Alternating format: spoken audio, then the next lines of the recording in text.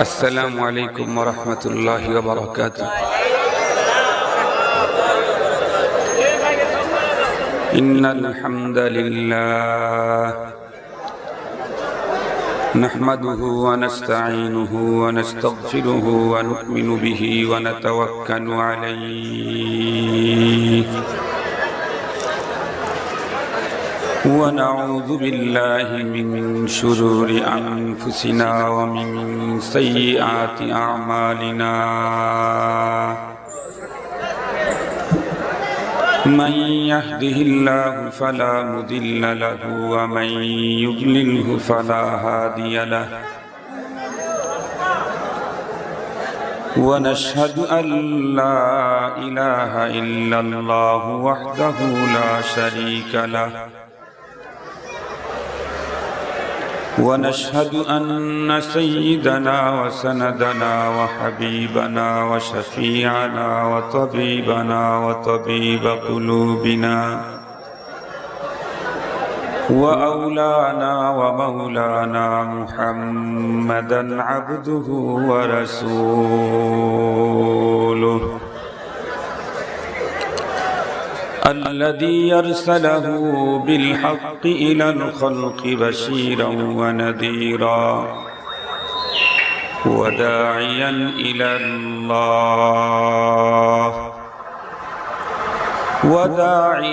إلى الله بإذنه وسراجا وقمرا منيرا أما بعد فأعوذ بالله من الشيطان الرجيم بسم الله الرحمن الرحيم وقضى ربك ألا تعبدوا إلا إياه وبالوالدين إحسانا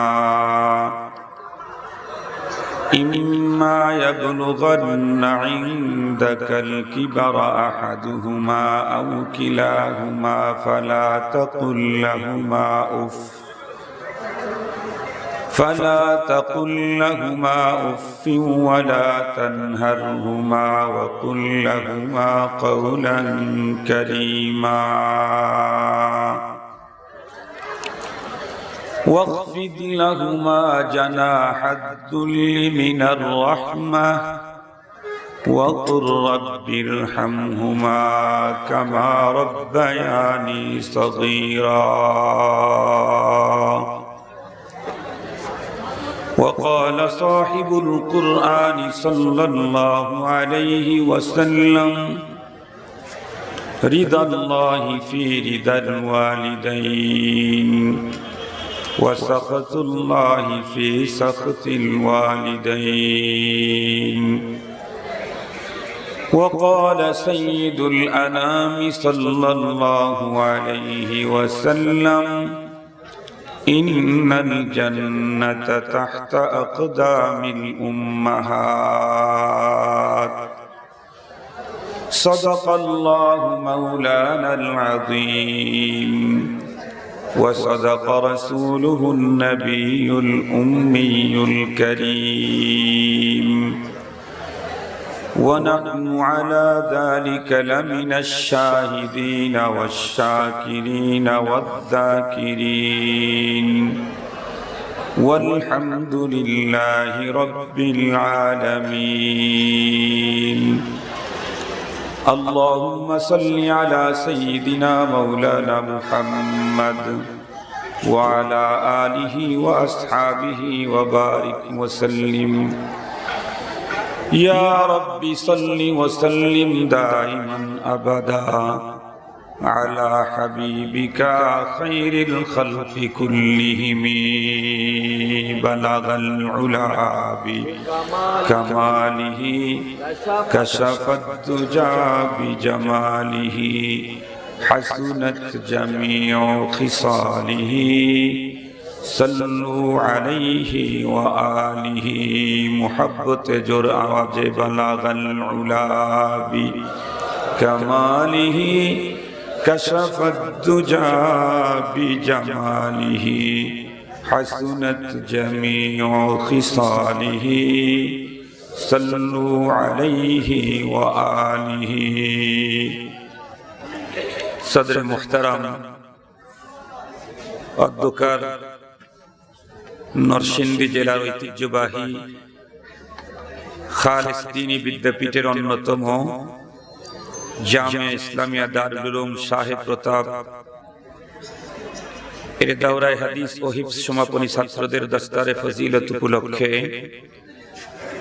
আয়োজিত 2 দিন ব্যাপী ইসলামী মহাসম্মেলনের প্রথম দিবসের শ্রদ্ধাভাজন সম্মানিত সভাপতি মুআজ্জাজ হযরত বুজুর্গ উলামায়ে কেরাম, বিভিন্ন দ্বীনি মাদারিস থেকে আগত নূরে চশমা আজিজ তালাবা, বিভিন্ন গ্রাম অঞ্চল দূর দারাজের এরিয়া থেকে সমাগত সম্মানিত সুধী, সর্বপ্রথম আল্লাহ পাকের দরবারে আলিশানে লাখো কোটি শুকর যে আল্লাহ তাআলা অত্যন্ত দয়া করে মায়া করে ভালোবেসে আমাদের হায়াতকে দীর্ঘায়িত করে আজকের এই মুহূর্ত পর্যন্ত সুস্থ সবল রেখে দুনিয়ার সমস্ত ঝামেলা থেকে মুক্ত করে দ্বীনের নিসবতে কোরআনে পাকের মুহাব্বতে জান্নাতি আয়োজনের মাঝে আমাদেরকে তাশরীফ আওয়ারির তৌফিক দিয়েছেন।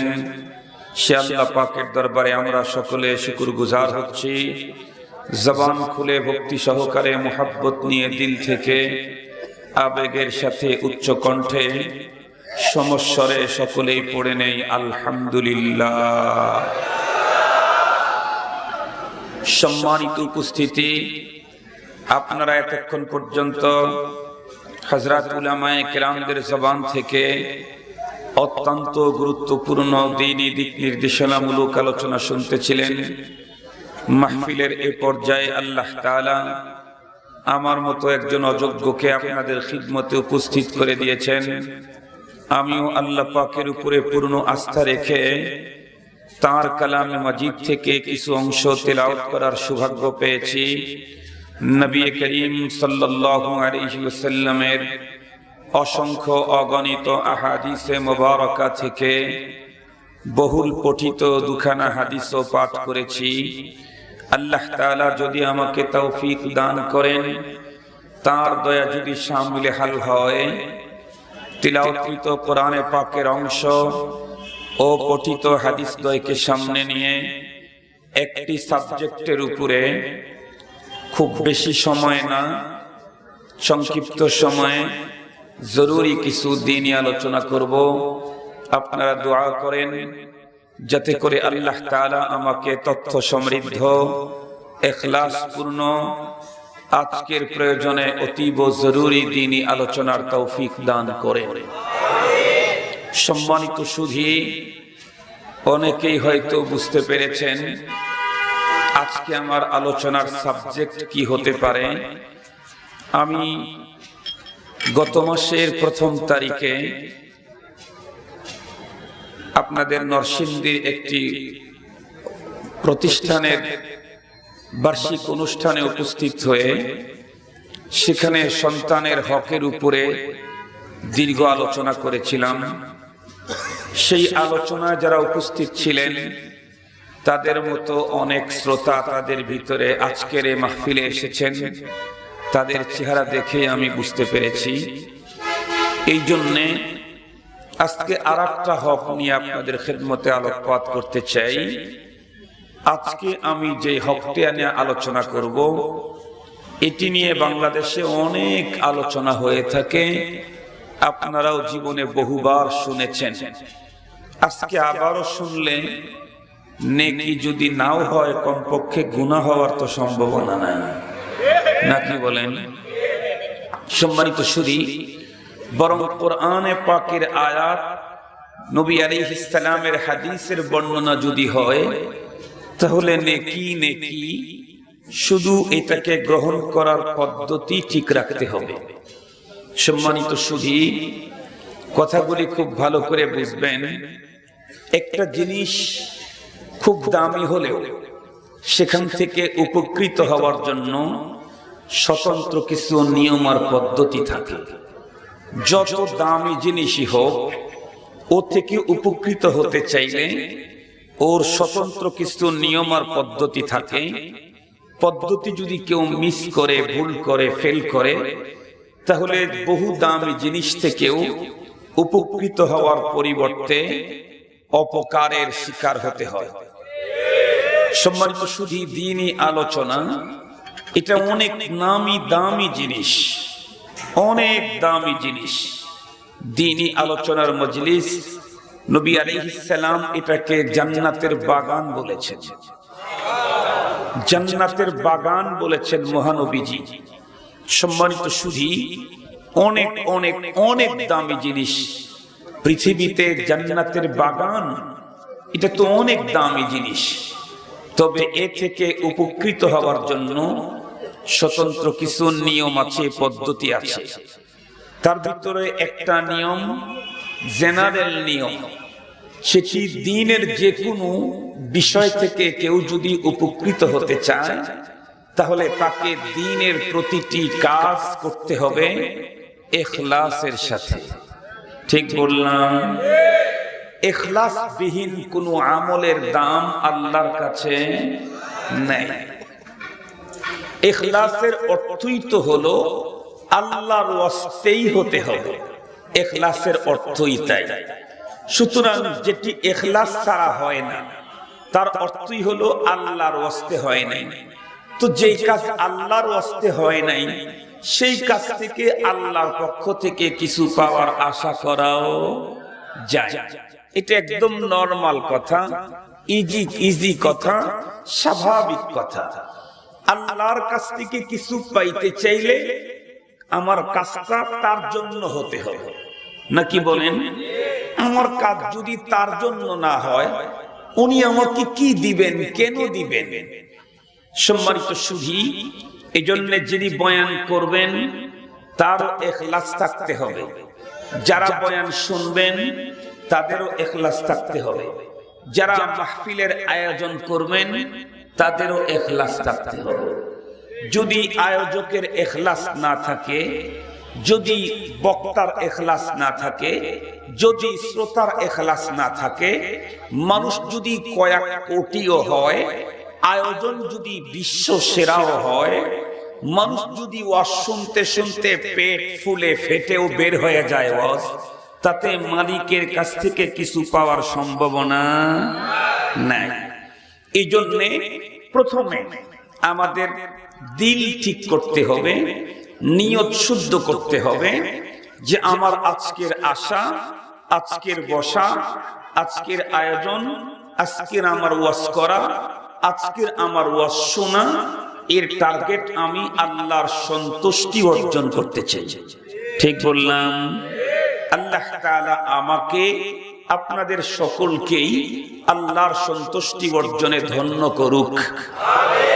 সম্মানিত সুধী, আল্লাহর সন্তুষ্টি যদি আমার টার্গেট হয়ে থাকে, তাহলে এই যেই আলোচনার দ্বারায় আল্লাহ তাআলা সন্তুষ্ট হবেন, এটা যদি 1000 বারও হয়ে থাকে, আবারও আলোচনা হচ্ছে, আর এই আলোচনাতে আল্লাহ রাজি হচ্ছেন, আমার তো শুনতে কোনো সমস্যা নাই।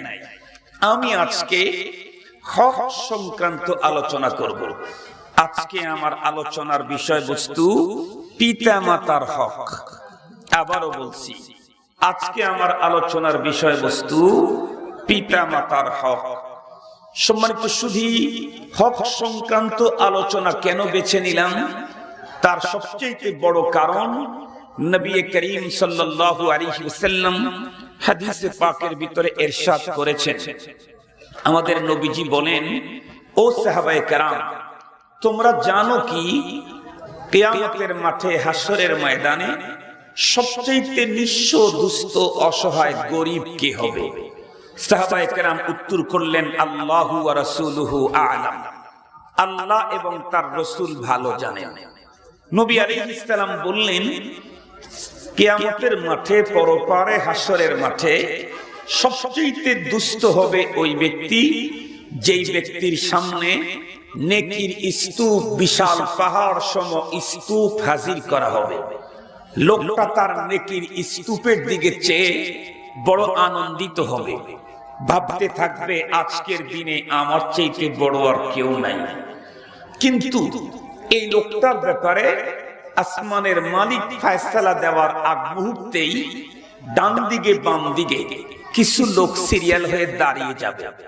তারা মালিকের কাছে আপিল করবে, রব্বে করিম, এই লোকটার ব্যাপারে ফয়সালা করার আগে আমাদের কিছু গুজারিশ আছে, আমাদের কিছু আরজি আছে, আমাদের কিছু অভিযোগ আছে, এগুলি আপনি শুনুন, এরপরে ফয়সালা করুন। রব্বে করিম জিজ্ঞাসা করবেন, তোমাদের কি আরজি বলো? একজন দাঁড়িয়ে বলবে, আল্লাহ, এই লোকটা আমার হক নষ্ট করেছিল। কেমনে? ওর বাসার সাথে আমার বাসা ছিল, ও পাওয়ার পার্টির লোক ছিল, জোর করে বাড়ি করতে আমার 2 হাত জায়গা দখল করে নিয়েছিল। সেদিন আমি থানায় গেলে আমার অভিযোগ থানাওয়ালা নেয় নাই, সেদিন আমাকে কেউ বিচার দিতে পারে নাই। আজকে তোমার কাছে আমি ইনসাফের বিচার চাই।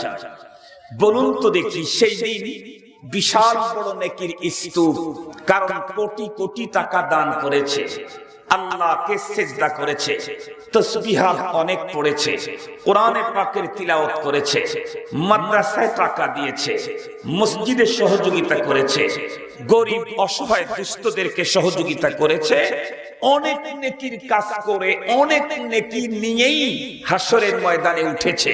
কিন্তু লোকটার ঝামেলা ছিল একটা, সে বান্দার হক নষ্ট করেছে। কিসের হক? জোরে বলেন।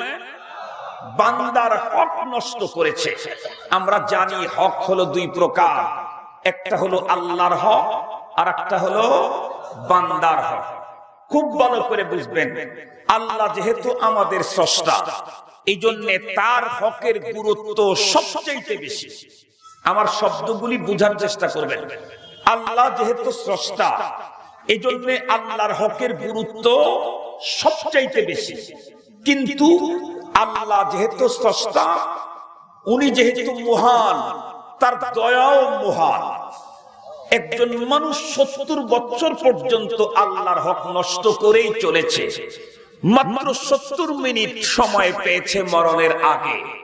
সে নিজেকে মালিকের কাছে কমপ্লিট সারেন্ডার করেছে, ডেকে বলেছে, আল্লাহ, তুমি আমাকে লম্বা লাইফ দিয়েছিলে, আমি তো বুঝি নাই, তোমার হক নষ্ট করেছি, তোমার উপরে জুলুম করেছি, আমি এখন তোমার কাছে সারেন্ডার করলাম, আমাকে ক্ষমা করে দাও। আল্লাহ যেমন মহান, তার দয়া তেমন মহান।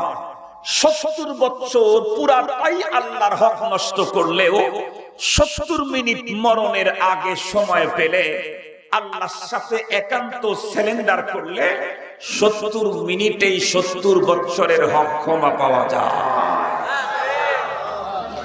কিন্তু বান্দা যেহেতু বান্দার হক, বান্দা যেহেতু ছোট, তার মানসিকতাও ছোট। বান্দা যেহেতু ছোট, তার মানসিকতাও ছোট। এই জন্য বান্দার হকটা জটিল বেশি, আল্লাহর হকের গুরুত্ব বেশি। বান্দার হক জটিল বেশি। বান্দা ছোট, তার মানসিকতা আরো ছোট। অন্য মানুষের কথা বাদ রাখলাম, নিজের পিতা মাতার কথাই বলছি। দেখবেন কোন সন্তান যদি তার বাবার হক নষ্ট করছে একবার, বাবা অভিমান করে বসছে, মা তখন হাতে ছেলেকে নিয়ে যায়, বলে ও ভুল করছে, ক্ষমা চায়, মাফ করে দাও। বাবা তখন মাফ করে দিল। দ্বিতীয়বার আবার যদি সন্তান ভুল করে, এবার মা সাথে করে নিয়ে মাপ নেওয়ার সাহস পায় না। মা তখন অন্য কাউকে বলে যে আপনার ভাই ছেলের সাথে অভিমান করেছে, একটু মাপের ব্যবস্থা করে দেন। দ্বিতীয়বারে যদি অন্য কেউ এসে বলে, ভাই কি করবা, তোমার সন্তান তো বুঝে নাই, ভুল করেছে, মাফ করে দাও। বাবা কিন্তু মাফ করতে চায় না, শেষ পর্যন্ত আত্মীয়তার কারণে মাফ করে দেয়। তৃতীয় নম্বরে যদি আবার ভুল করে, যত লোকই কাছে আসুক, বাবাকে ডেকে আনতে চাইলে বাবা বাঁকা হয়ে আর একদিকে চলে যায়। হয় না? হয় না? জোরে বলেন, হয় না? হয় না? তাহলে বান্দার ভিতরে আব্বা আম্মা আপন, তাই তার হক ক্ষমা করতে চায় না। অন্য লোক তার হক ক্ষমা করবে, এটা তো আশাই করা যায় না। এজন্যই বলতেছিলাম, বান্দার হক জটিল বেশি, আল্লাহর হকের গুরুত্ব বেশি। বান্দার হক বান্দা সহজে ক্ষমা করতে চায় না। এই যারা বান্দার হক নষ্ট করছে এরা পরপারে অনেক নেকি নিয়ে উঠবে বটে, কিন্তু তার ডান দিকে বাম দিকে অনেক কমপ্লেনকারী দাঁড়িয়ে যাবে আল্লাহর আদালতে। এক পর্যায়ে বলবে, ইয়া আল্লাহ, এই লোকটা তো আমারও হক নষ্ট করছে, এখন বলুন তো দেখি ওকে 2 হাত জায়গা দেওয়ার সুযোগ কি ওই লোকের আছে? জায়গা জমি কি আর পরপারে আছে নাকি? তো কি দিয়ে মিউচুয়াল করবে? মিউচুয়াল করে দিবে হলো ওই লোকের নেকির এক অংশ তাকে দিয়ে বলবে মিটমাট হয়ে যাও। কয় ঠিক আছে। এখন এভাবে একের পরে এক আসতেই থাকবে। ওই লোকের তামাম নেকি সব টোটাল শেষ, এখনো অভিযোগকারীর সিরিয়াল শেষ হয় নাই। আর একজন দাঁড়ায় বলবে, আল্লাহ আমার কমপ্লেইন আছে। কি কমপ্লেইন? আমি ওর প্রতিবেশী ছিলাম, আমার ঘরে তুমি এক পরমা সুন্দরী মেয়ে দান করেছিলে। ওর এক ছেলে ছিল বখাটে, কানের ভিতরে দুল লাগাইতো। এমন কিছু ছেলে যুবক দেখছেন কি কানে দুল লাগানো? হাতের ভিতরে ব্যাস লাগায় বিভিন্ন রকমের, দেখছেন কি? এই চিপটা আরো একটু বড় রাখে, দেখছেন কি? ওদের চুলটা দেখবেন বাংলা লিঙ্ক কাটা কাটে। বাংলা লিঙ্ক চিনেন নাকি আপনারা? আমি অবাক হয়ে গেছি। আমি একদিন হেয়ার ড্রেসারে বসে আছি, তো আমি বললাম যে আমার চুলটা চতুর্দিকে সমান করে কেটে দাও। এর ভিতরে এক ছেলে আসলো, এসে বলল আমাকে বাংলা লিঙ্ক কাটিং দাও। আমি অবাক, জীবনের প্রথম শুনলাম বাংলা লিঙ্ক কাটিং। আমি এতদিন শুনেছি নেইমার কাটিং আছে, মেসি কাটিং আছে, রোনাল্ডো কাটিং আছে, বাংলা লিঙ্কও কাটিং আছে, এটা আমি জানি না। আমি জানতাম বাংলা লিঙ্ক তরমুজ হয়, এটা শুনছি। চুলের কাটিংও যে বাংলা লিঙ্ক হয় এটা আর আমি জানি না। পরে ওই হেয়ার ড্রেসারের কাটার মাস্টার যে, ও বলল যে এই তুমি যে বাংলা লিঙ্ক কাটিং চাইলে, তুমি কি বাংলা লিঙ্ক কাটিং চিনো? বলে না, আমি বাংলা লিঙ্ক কাটিং দেব। ওই ছেলেটা বুঝতে পেরেছে, ও বলে তুমি কিন্তু বাংলা লিঙ্ক কাটিং চেনো না। বাংলা লিঙ্ক কাটিং এর চুল কিন্তু অসমতল হবে, এমন এমন এমন এমন এমন এমন হবে, তুমি কিন্তু এটা চিনো না। শেষ পর্যন্ত ছেলেটা উঠেই চলে গেল। পরে আমি ওকে জিজ্ঞেস করলাম বাংলা লিঙ্ক কাটিংও আছে? কয় জি হুজুর। আমি জিজ্ঞেস করলাম সিস্টেম কেমন? তো আমাদের এলাকায় একটা ভিলেন ছেলে আছে, আমাদের সাথে ভিলেনি করে না, আমাদের সামনে আসলে মনে হয় যে একদম জিবরাইল আমিনের চাচাতো ভাই, একদম ফেরেশতা। যে কেউ আমাদের বিরুদ্ধে কোনো কথা বললে ওই সর্বপ্রথম অ্যাকশনে দাঁড়াবে। এখন ওরা হলো সুপার পাওয়ারে। তো আমাকে বললো হুজুর অমুককে চিনেন? আমি বললাম চিনি তো। ওইটাই বাংলা লিঙ্ক। আমি তখন বুঝলাম বাংলা লিঙ্কটা কেমন। সম্মানিত সুধী, খুব ভালো করে কথাগুলি বুঝবেন। যেই কথা আমি আপনাদের খেদমতে বলতে চেয়েছিলাম, কোন কথা থেকে আসলাম বলেন তো দেখি? বুঝি নাই কি বললো? মাশাআল্লাহ। ওই যে বাংলা লিঙ্ক কাটিং মার্কা এমন এক ছেলে ছিল, তার জোর করে আমার মেয়েকে বাসা থেকে উঠায় নিয়েছিল। 5 দিন পরে ফেরত দিয়েছে। বিচার চাইতে গেছি, লোকেরা বলছে বিচার চাইও না, বিচার চাইলে তোমার বড় ধরনের ক্ষতি হতে পারে। সেদিন এই জুলুমের বিচার পাই নাই, অপেক্ষায় ছিলাম আজকে তোমার সামনে সে বিচার পাবো। বিচারটা তুমি আজকে করে দাও।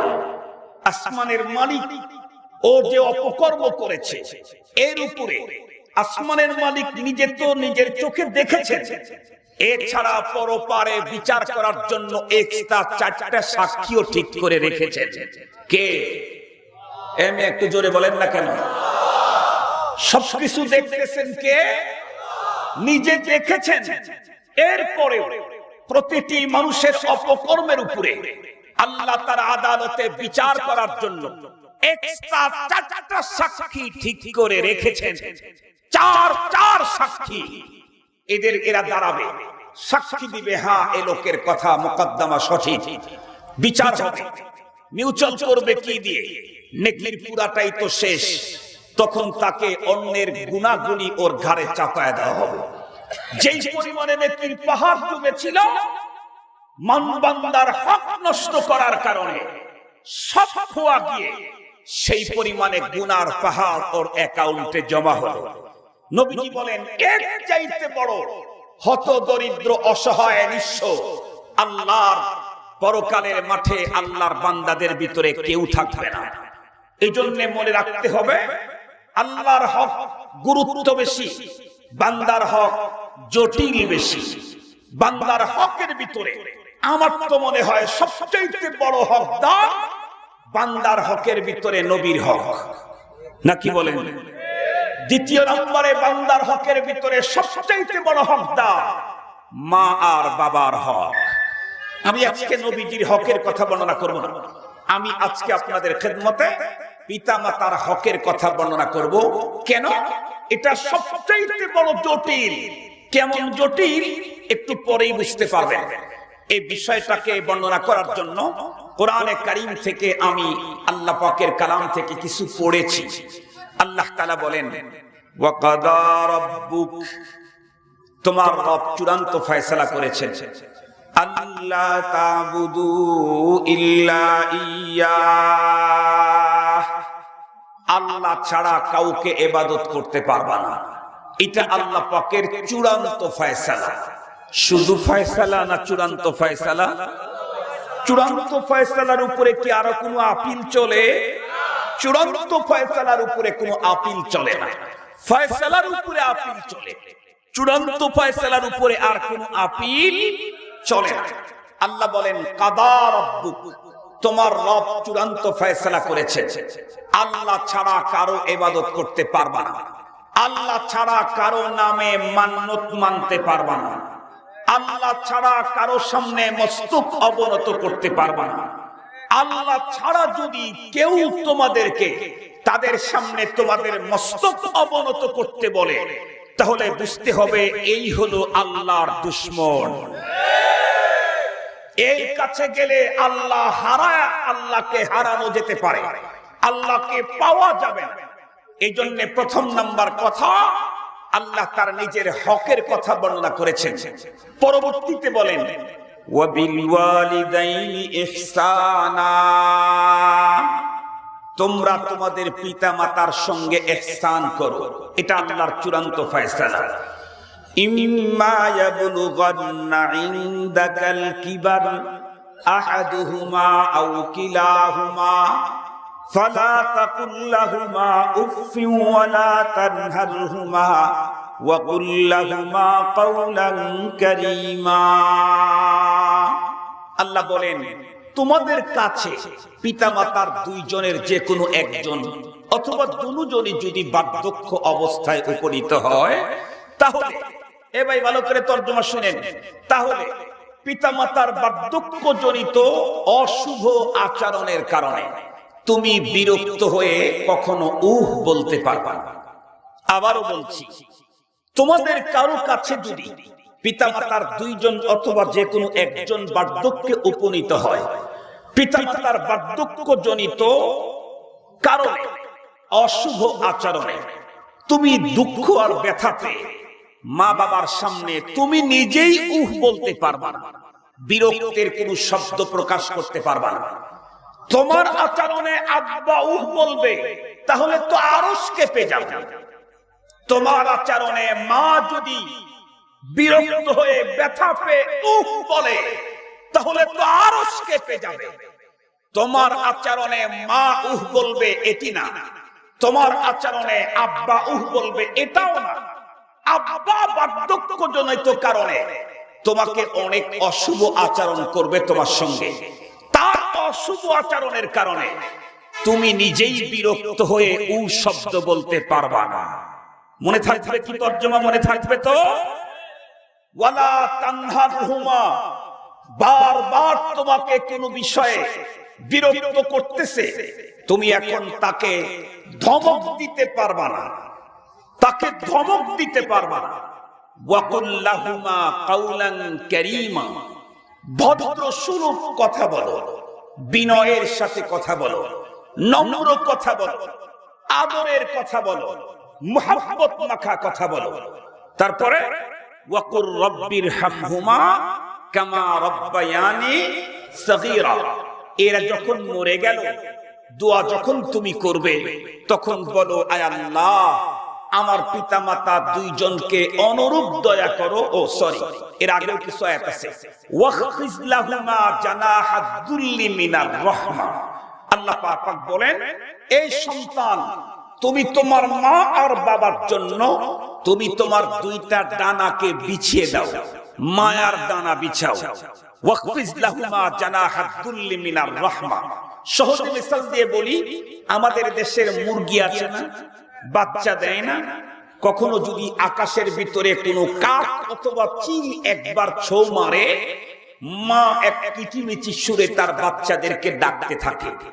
এই ছোট বাচ্চাগুলি মাত্র 2 দিনের বাচ্চা, স্কুল কলেজ ভার্সিটি কোথাও যায় নাই, কিন্তু মায়ের বিপদ সংকেত বুঝতে কেউ কখনো ভুল করে নাই।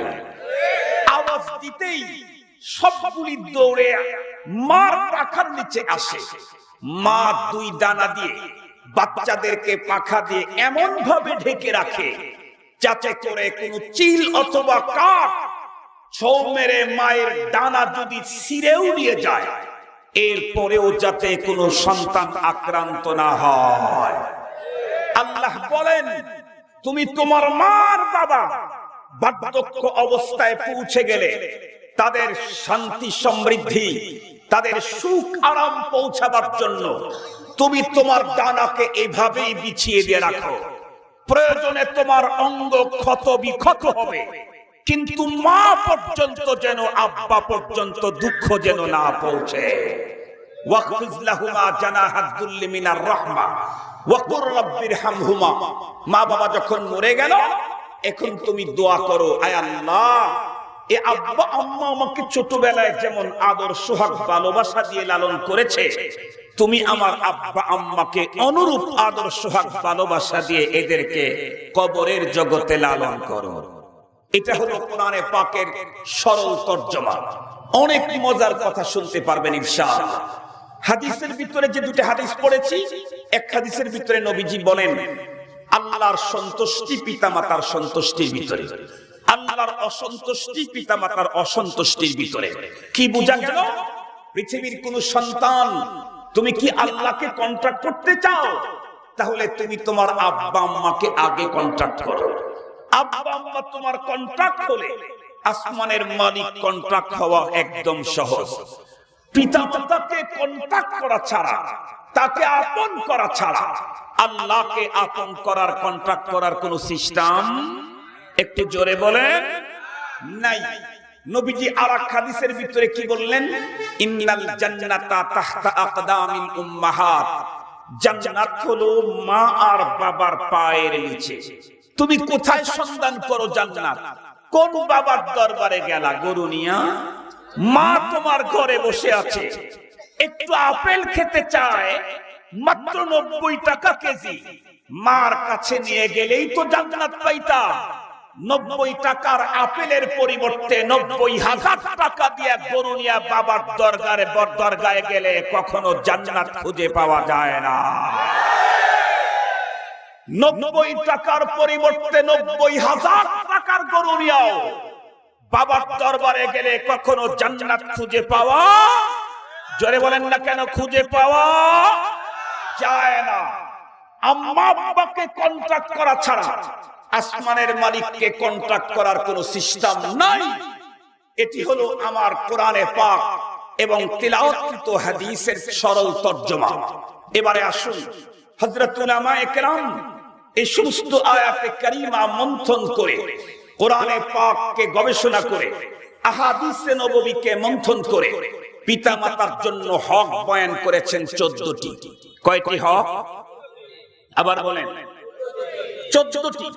আমাদের দেশের সাধারণ মানুষ তো আছেই, অনেক বিশেষ মানুষেরাও মনে করে আব্বা বেঁচে ছিল, মা বেঁচে ছিল, অনেক খিদমত করেছি, পায়খানা করেছে, নিজের হাতে পরিষ্কার করেছি, অসুস্থ হয়েছিল কোলে করে তাকে উঠায় নিয়েছি, আব্বা মারা গেল, আজকে থেকে আমার ছুটি, আমি বেঁচে গেলাম।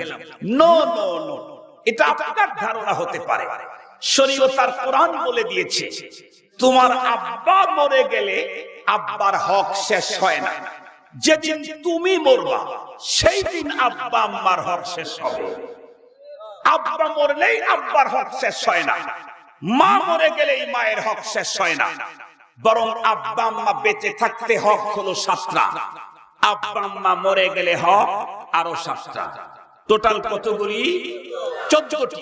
খুব ভালো করে বুঝবেন, বেঁচে থাকতে যে 7টা হক, তার 1 নম্বরের হক আব্বা আম্মাকে মনে প্রাণে মুহাব্বত করা।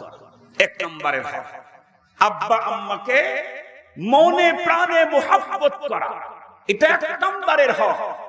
2 নম্বরের হক আব্বা আম্মাকে শ্রদ্ধা করা। শ্রদ্ধা করার মুহাব্বত করার ভিতরে পার্থক্য আছে না নাই? সম্মানিত সুধী, আমরা তো আমাদের দেশের বস যারা আছে এদেরকে সবাইকে আমরা শ্রদ্ধা করি। যে যে দল করে ওই দলের, সম্মানিত সুধী, ওই দলের বসদেরকে তারা সাংঘাতিক শ্রদ্ধা করে, কিন্তু মুহাব্বত কি সবাই করে? এজন্যই বস যখন সামনের থেকে চলে গেছে তখন বসের বিরুদ্ধে নতুন খাতা নিয়ে বসে। ঠিক বললাম না ঠিক বললাম? বুঝা গেল শ্রদ্ধা আছে, মুহাব্বত নাই। আব্বাকে শুধু শ্রদ্ধা করলেই হবে না, মাকে শুধু শ্রদ্ধা করলেই হবে না, মাকে মুহাব্বত করতে হবে, শ্রদ্ধাও করতে হবে। শ্রদ্ধা যেহেতু করতে হবে, আমার মনে হয় সেহেতু আব্বা আম্মাকে তুই বলে সম্বোধন করা যাবে না। আপনারা কি বলেন? আব্বা আম্মাকে তুমি বলে সম্বোধন করাটাও ঠিক হবে না। যদি বলেন কেন, এটা কি বললেন হুজুর? এটা তো আপনাদের মনের সংকীর্ণতা। তাহলে দেখি আপনার কতটুকু উদারতা আছে। আমরা বললাম আব্বা আম্মাকে তুমি বলে তুই বলে সম্বোধন করা যাবে না। আপনারা হয়তো বলতে পারেন এটা আপনাদের মনের সংকীর্ণতা। তাহলে আমরা দেখতে চাই আপনাদের মনের উদারতা কতটুকু আছে। আপনি আপনার বসকে তো তুই বলতে পারেন, বলতে পারেন না? আপনি আপনার বসকে তো তুমি বলতে পারেন, এমনি জোরে বলেন না কেন? আপনি আপনার বসকে তুই বলে সম্বোধন করতে পারেন না, আপনি আপনার বসকে তুমি বলে সম্বোধন করতে পারেন না। কেন? বস সম্মানের পাত্র, তার জন্য তুই আর তুমি শব্দ মানায় না। তাকে কি বলে সম্বোধন করতে হয়? একটু জোরে বলেন। আমার জিজ্ঞাসা হলো, আপনার বসের চাইতে আপনার আব্বা ছোট না বড়? যদি বড় হয়, বস যদি ছোট হয়, সেই বসের সম্মানের কারণে আপনি তো উদারতা দেখায়া তুমি বলতে পারেন না, আপনি তো উদারতা দেখায়া বসকে তুমি বলতে পারেন না, আপনি তো উদারতা দেখায়া বসকে তুই বলে সম্বোধন করতে পারেন না। আপনার বসের চাইতে যদি আপনার আব্বা বড় হয়, তাহলে আব্বার বেলায় তুমি বলে উদারতা আপনি মানলেও আমরা মানতে রাজি নই। ঠান্ডা মাথায় কথাগুলি বুঝবেন, ঠান্ডা মাথায় কথাগুলি বুঝবেন। আব্বা আম্মার জন্য তুই তুমি সম্বোধন মানায় না। আব্বা আম্মার জন্য আপনি সম্বোধন। যেহেতু বাংলার তুই তুমি 3 রকমের সম্বোধনের শব্দ আছে, ইংরেজিতে তো নাই, উর্দুতে নাই, ফার্সিতে নাই, আরবিতে নাই, আনতা আনতাই। সম্মানিত শুধু কিন্তু বাংলাতে যেহেতু আছে, এই জন্য আব্বার জন্য সবচাইতে সম্মানসূচক শব্দ ব্যবহার করতে হবে। মনে থাকবে তো? আপনি আপনার বসের নাম ধরে তো ডাকতেই পারেন, ডাকা যায় না কেন? সম্মানের পাত্র, তার নাম ধরে ডাকবো কেমনে? তাহলে মনে রাখেন, আপনি আপনার আব্বার নাম ধরে ওর সম্বোধন করতে পারবেন না, ডাকতে পারবেন না। মনে রাখেন, মার নাম ধরেও ডাকতে পারবেন না। এটা মায়ের হক, এটা মার হক, মায়ের পাওনা। 3 নাম্বার, খুব ভালো করে মনে রাখবেন, আব্বা আম্মার হুকুম মানতে হবে, তাদের হুকুম মানতে হবে। কিন্তু তাদের হুকুম যে মানবেন, এটার একটা লিমিটেড আছে। কতক্ষণ পর্যন্ত? যতক্ষণ পর্যন্ত আম্মার হুকুম আল্লাহর হুকুম বিরোধী না হয়, যতক্ষণ পর্যন্ত আব্বার হুকুম আল্লাহর হুকুম বিরোধী না হয়, ততক্ষণ পর্যন্ত আব্বা আম্মাকে মানতেই হবে। হ্যাঁ, কখনো যদি আব্বা আম্মা আল্লাহর হুকুম বিরোধী কথা বলে, তাহলে আল্লাহর কোরআন বলে দিয়েছে ওয়া ইন জাহাদাকা আলা আন তুশরিক, ওই পিতামাতা তোমাকে যদি বাধ্য করে শিরক করতে, আল্লাহ বলেন ফালা তুতিউহুমা, সেই ক্ষেত্রে তুমি তোমার আব্বা আর আম্মার হুকুম মানতে পারো না। খুব ভালো করে বুঝবেন, আল্লাহ আব্বার হুকুম যদি আল্লাহর হুকুম বিরোধী হয়, তাই যদি আব্বাকেই যদি মানা না যায়, তাহলে আমার বসের হুকুম যদি আল্লাহ হুকুম বিরোধী হয়, বসকে মানা যায়? জোরে বলেন। খুব ভালো করে বুঝবেন, আমার কোন গুরু তার হুকুম যদি আল্লাহর হুকুম বিরোধী হয়, সে গুরুর হুকুম মানা যায়? আমার কোন নেতার হুকুম যদি আল্লাহ হুকুম বিরোধী হয়, তাও মানা যায় না। মুসলমান ভাইরা রে আমার, কথাগুলো একটু দিল দিয়ে বুঝবেন। আব্বার হুকুম কত দূর পর্যন্ত মানতে হয়, এ প্রসঙ্গে গালিবান আব্দুল্লাহ ইবনে ওমর রাদিয়াল্লাহু তাআলা আনহু বিশ্ব নবীজির দরবারে আসলেন। আসার পরে অভিযোগ করলেন, ইয়া রাসূলুল্লাহ, আমার পিতা ওমর আমার স্ত্রীকে আমার কাছ থেকে দূরে সরাইতে বলে, অথচ আমি আমার স্ত্রীকে সাংঘাতিকভাবে মহব্বত করি ইয়া রাসূলুল্লাহ। তাছাড়া আমার স্ত্রী এ পর্যন্ত শরীয়ত বিরোধী কোনো কাজও করে নাই। আপনি বলুন এই ক্ষেত্রে আমি কি করতে পারি?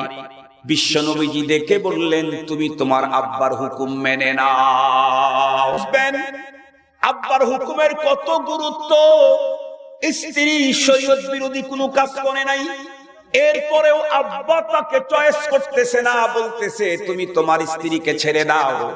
ও মুসলমান বন্ধুরা আমার, শরীয়ত বলেছে, শরীয়ত বলতেছে, পয়গম্বর বলতেছে, তুমি তোমার আব্বার হুকুমকেই মেনে নাও।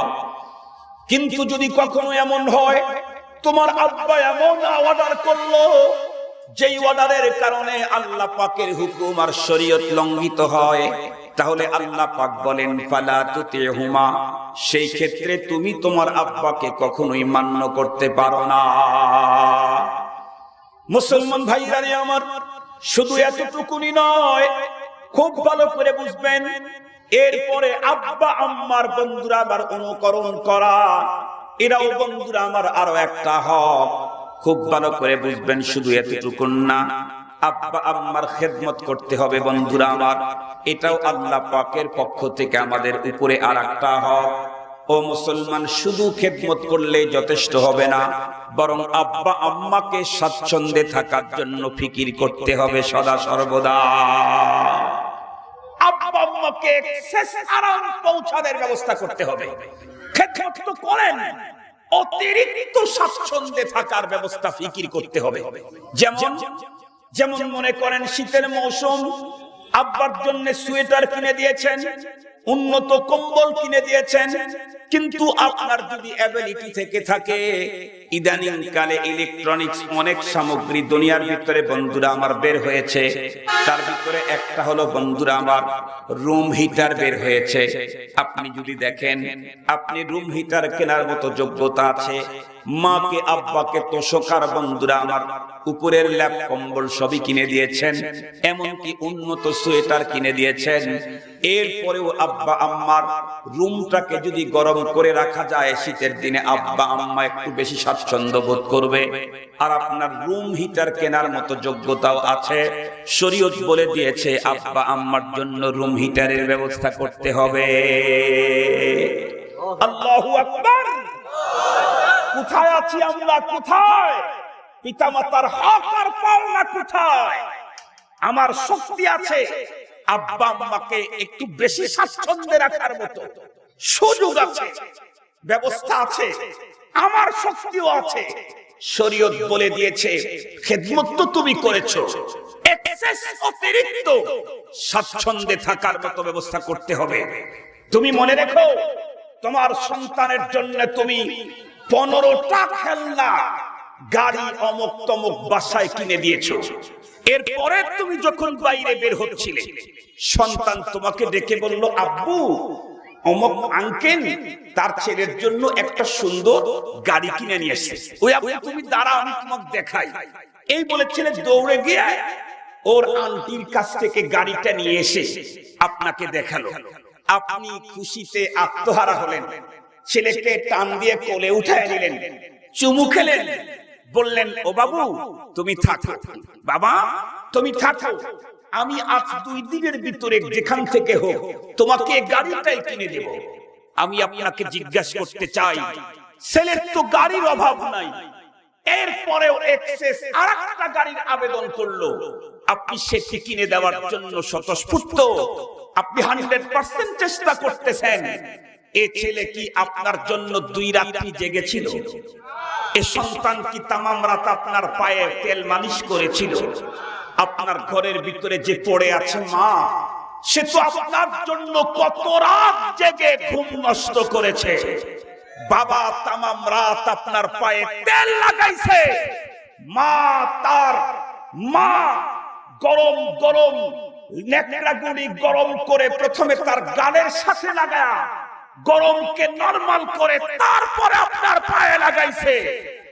যেই মা আপনার পায়ে গরম দিতে আগে তার গাল দিয়ে চেক করেছে, সেই মায়ের অতিরিক্ত স্বাচ্ছন্দ্যের ব্যবস্থা যদি না করা হয়, নিঃসন্দেহে সন্তানের জন্য এত কিছু করে মার জন্য যে করলো না সে জালেম জালেম জালেম। সম্মানিত সুধী, কথাগুলো একটু দিল দিয়ে বুঝবেন, ভালো করে শুনবেন। লম্বা টাইম কথা বলবো না, লম্বা টাইম কথা বলবো না, যতটুকুন কথা বলবো ইনশাআল্লাহ আল্লাহ যদি তৌফিক দান করে অত্যন্ত জরুরি কথা বলবো। ভালো করে শুনতে হবে, বুঝতে হবে। আজকে দুঃখের সাথে বলতে হয়, মাকে স্বাচ্ছন্দ্যে, মাকে ভালোবাসা দিবে তো দূরের কথা, মার খেদমত করবে তো দূরের কথা, স্বাচ্ছন্দ্যে রাখার চেষ্টা করবে তো দূরের কথা। আজকে তো 3 কথার সাথী পেয়ে মাকে ভুলে গেছে। নতুন মা আর আব্বা পেয়ে পুরাতন মা আর আব্বারে ভুলে যায়। নতুন আম্মা আব্বা চেনেন নাকি? সেটাকে একটু জোরে বলেন না কেন? শ্বশুর আর শাশুড়ির জন্য যখন বাসায় ঢুকে তখন 10 রঙের ফ্রুট, মাকে গিয়ে বলে কি করব, বেতন ভাতাই তো ঠিক মতো পাই না, কাপড় চোপড় দেওয়াই তো আমার পক্ষে জুলুম। নতুন মার জন্য এত কিছু, পুরাতন মার জন্য 5 টাকার পান সুপারিও কপালে জোটে না।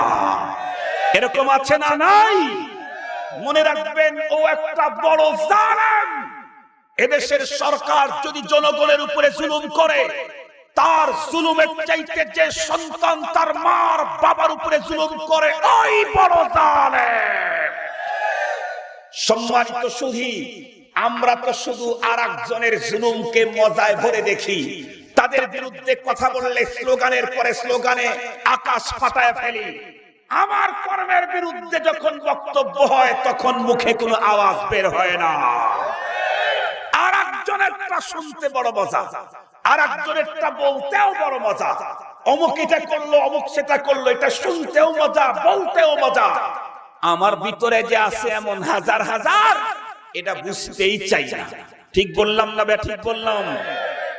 ঠান্ডা মাথায় মনে রাখবেন, হাদিসে পাকের মধ্যে আসছে কিয়ামতের আলামতের অন্যতম একটা আলামত, 10-15টা আলামত পয়গম্বর এক হাদিসে বর্ণনা করেছেন, লম্বা হাদিস। ওর ভিতরে একটা হলো যেই সময় সন্তান তার স্ত্রীর কথা মতো মার উপরে টর্চারিং করবে, বুঝতে হবে কিয়ামত কাছে এসে গেছে। যেই সময় সন্তান তার বন্ধুকে আপন করবে, বাপকে পর ভাববে, বুঝতে হবে কিয়ামত কাছে এসে গেছে। মুসলমান ভাইরা রে আমার, এই প্রসঙ্গে একটা ছোট্ট কারগুজারি শুনাইতে চাই। ডাক্তার নূর মোহাম্মদ নূর এবং ডাক্তার বন্ধুরা আমার Tarek Mahmud MBBS first class first Pakistan, ওনারা বন্ধুরা আমার সুন্নতে রাসূল আধুনিক বিজ্ঞান নামে বইয়ের ভিতরে লিখেছেন। তাছাড়া মাওলানা তারিক জামিল সাহেবের বন্ধুরা আমার লেখা বাংলা বই চোখে দেখা কবরের আযাব বইয়ের ভিতরে লিখেছেন। সম্ভবত বন্ধুরা আমার পাকিস্তানের একটা ঘটনা হবে, ওনারা যখন দাওয়াতে তাবলীগের মেহনতে ওনারা গেলেন ওখানে, সেইখানকার কিছু লোকেরা তাদের কাছে একটা কারগুজারি শোনালো। ওই অঞ্চলের ভিতরে একজন মেয়ে মাত্র প্রথম সন্তান হওয়ার পরে তার স্বামী পৃথিবী থেকে বিদায় নিয়ে চলে গেল। মেয়েটি একদম টাটকা যুবতী, মাত্র একটা সন্তান বন্ধুরা আমার তার জন্ম নিয়েছে। মা তখন চিন্তা করে দেখলো, আমি যদি আমার জীবন আর যৌবনের দিকে লক্ষ্য করে আর একটা ঘরের ভিতরে যাই, নিঃসন্দেহে আমি আমার জীবন যৌবনের অনেকটাই আমি স্বাদ আস্বাদন গ্রহণ করতে পারবো, কিন্তু আমার সন্তান এর ভবিষ্যৎ হয়ে যাবে অনিশ্চিত এবং অন্ধকার। এই জন্য মা সিদ্ধান্ত নিল, না জীবনে বিয়ে তো একবার। সাধারণ মহিলাদের ভিতরে এমনটি কথা আছে, শরীয়ত কিন্তু এটা বলে নাই জীবনে বিয়ে একবার, শরীয়ত তা বলে নাই। বরং শরীয়ত তো সুন্দর সিস্টেম করে দিয়েছে। শরীয়ত কি আইন করেছে, কোন বাবার যদি কন্যা সন্তান বিয়ে হওয়ার পরে যে কোনো কারণবশত যদি স্বামী পরিত্যক্তা হয়, তাহলে এই কন্যা সন্তান আবার বিবাহ দেওয়ার আগ মুহূর্ত পর্যন্ত বাবার জিম্মায় লালন পালন করা ওয়াজিব। শুধু লালন পালন করাই ওয়াজিব নয়, বরং এই কন্যা সন্তান স্বামী পরিত্যক্তা হওয়ার কারণে বাবা তাকে থ্রেট দিতে পারবে না, মা তাকে বকা দিতে পারবে না, ভাই বোনেরা কেউ তাকে বকা দিতে পারবে না। ছোটবেলায় তাকে যেমন প্রেম ভালোবাসা দিয়ে লালন করেছিলে, এখনো তাকে এমনটি লালন করতে হবে। ইসলাম বলে দিয়েছে শুধু তাই না, ও বাবা রিসেন্ট তুমি তোমার মেয়েকে আর একটা পাত্রে পাত্রস্থ করার জন্য ব্যবস্থা করতে হবে, এটাও বাবার জিম্মায় ওয়াজিব করে দিয়েছে।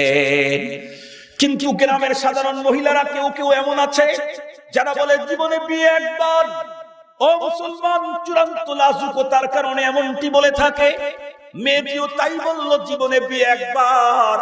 আল্লাহ পাক সন্তান যেহেতু দিয়েছেন, আমি আর ভিন্ন স্বামীর ঘরের ভিতরে যাব না, আমি আমার লাইফটাকে আমার সন্তানের লাইফের জন্য বিসর্জন দিয়ে দিলাম। মুসলমান কিতাবের ভিতরে লেখছে, আপনারা নিজেরাও আগামী কালকে এই বন্ধুরা আমার কিতাবখানা কিনে বইখানা কিনে পড়তে পারেন। চোখে দেখা কবরের আযাব, আল্লামা বন্ধুরা আমার মাওলানা তারেক জামিল সাহেব ওনার লেখা। উনি দেখছেন শেষ পর্যন্ত আল্লাহর বান্দি বাবার বাড়িটাও ছিল গরিব, যেখানে যার সঙ্গে বিয়ে হয়েছিল সেও ছিল গরিব, হত দরিদ্র, নেই তাদের বন্ধুরা আমার কোনো অ্যাবিলিটি নাই। শেষ পর্যন্ত মানুষের বাড়িতে জিয়ের কাজ করে করে সন্তানটাকে নিয়ে দিন কাটায়। দেখতে দেখতে সন্তান বড় হয়ে গেল, সন্তান বালেগ হলো, বিবাহের উপযুক্ত যখন হয়ে গেল, মা তখন চিন্তা ভাবনা করে দেখলো সন্তানকে তো আর একা একা রাখা যায় না। মা দেখে শুনেই বিয়ে করায় ফেললো।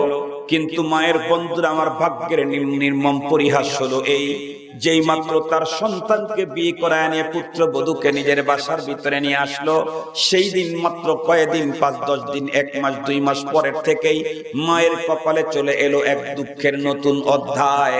ও মুসলমান, পুত্র বধূ কোনোভাবেই তার শাশুড়িকে মেনে নিতে পারতেছে না।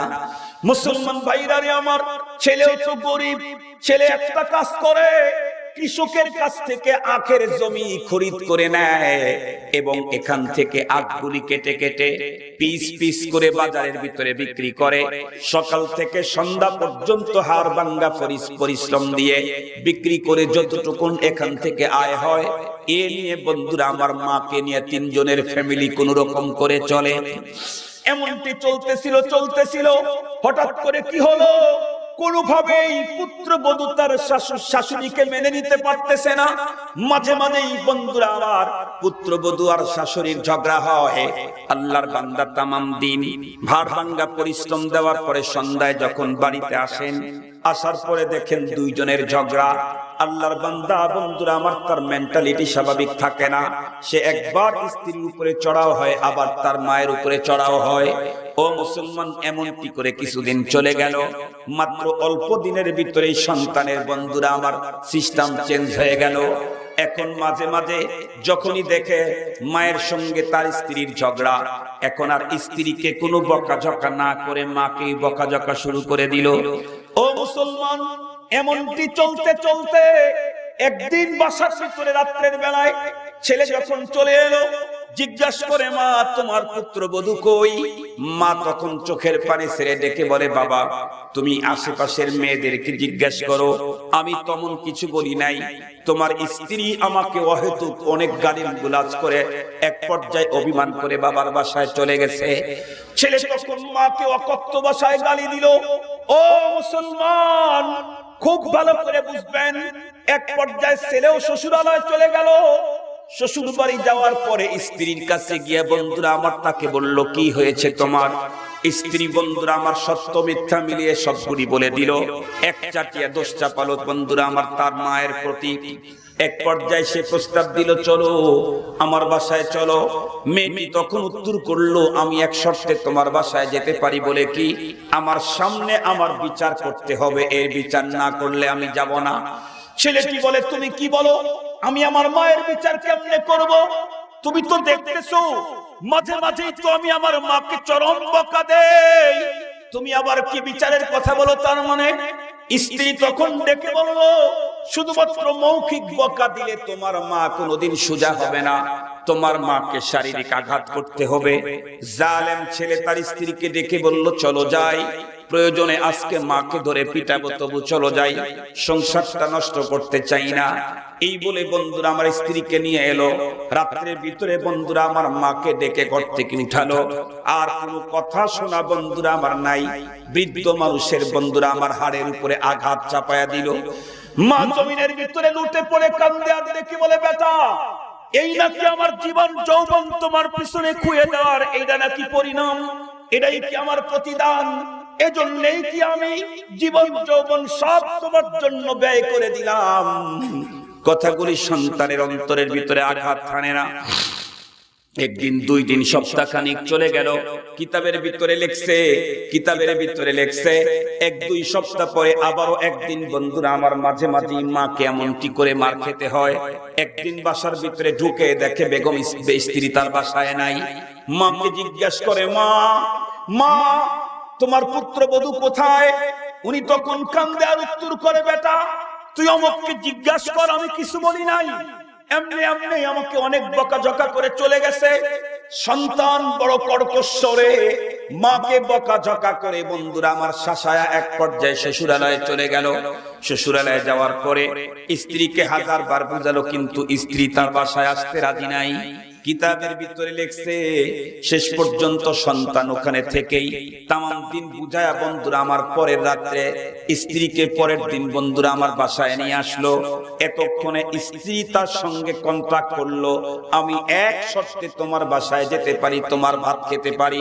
সেটি হলো তোমার মাকে দুনিয়ার থেকে চিরতরে বিদায় করে দিতে হবে।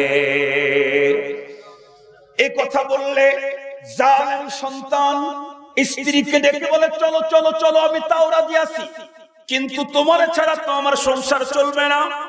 এক পর্যায়ে মাকে হত্যা করার বন্ধুরা আমার কর্মসূচি নিয়ে স্বামী স্ত্রী দুইজনে বাড়ির ভিতরে চলে এলো।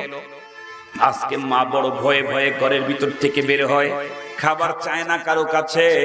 ও মুসলমান, রাত্রের বেলায় স্বামী স্ত্রী দুইজনে মশওয়ারা করে।